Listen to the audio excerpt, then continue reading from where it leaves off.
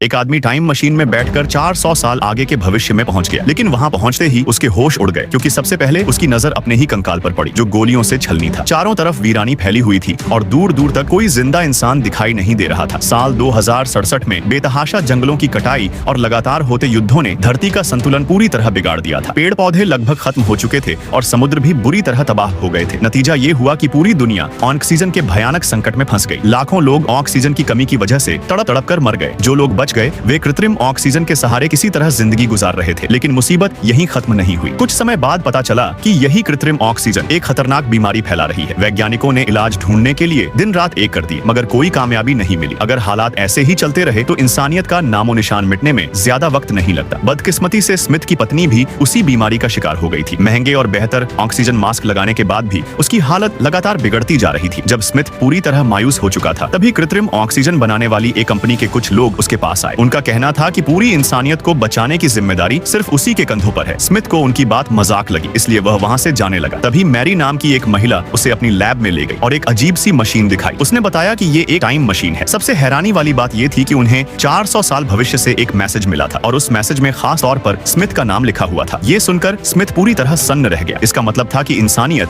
400 साल बाद भी जिंदा थी और शायद तब तक उस जानलेवा बीमारी का इलाज भी मिल चुका था। अगर वह भविष्य में जाकर इलाज वापस ले आता तो शायद पूरी दुनिया को बचाया जा सकता था। लेकिन एक बड़ी परेशानी थी। मैरी को अभी तक ये नहीं पता था कि टाइम मशीन से गए इंसान को वापस कैसे लाया जाए।